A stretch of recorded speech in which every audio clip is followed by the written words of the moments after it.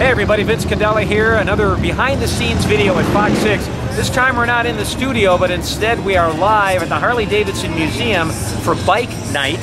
Now right now, not many bikes here, but we're early. It's only about 4:30.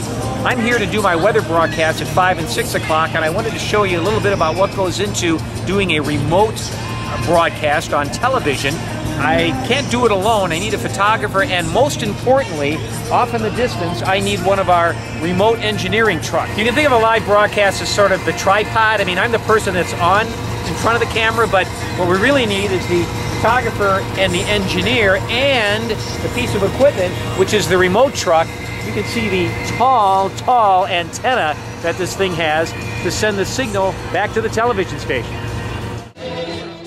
You'll notice that the photographer has no long cable running from his camera back to the truck. He is sending his video and audio signal to our remote truck using a wireless transmitter.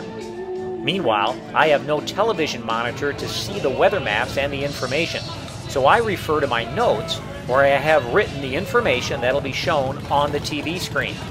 That's a disadvantage to live remote broadcasts. All of the weather maps appear full screen. I can't stand in front of the map like I can in the studio and point to things on the map. In between weather segments, I chat on the phone with a Fox 6 meteorologist back in the weather office. They let me know the latest weather data that'll appear on the screen during my weather segments. The remote broadcast engineer sets up and then monitors the audio and video signal being sent from the truck back to the TV station. Back at the TV station, the Technical Operations Center, or TOC, is the place that receives that remote TV signal. TOC, Charles. All right, where are you? On bridge. All right. Can I have you come up 3 New Berlin, please?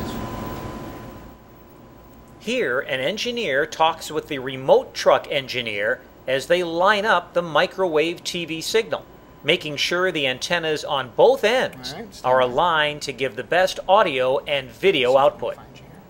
Now, whenever I'm on a remote broadcast away from the studio, I always wear an earpiece. This allows me to hear the producer in the control room, the producer who is constantly giving us time cues, how much time we have left in each segment and how soon before we come out to our next segment. And also the earpiece allows me to hear the news anchors talking to me, especially when I'm in a remote location away from the studio. I swear his bike was here. How about this? So, while a remote TV broadcast may look simple, there are many steps and many people that make it happen. No rain for the next few hours. You're going to be heading out here to the museum.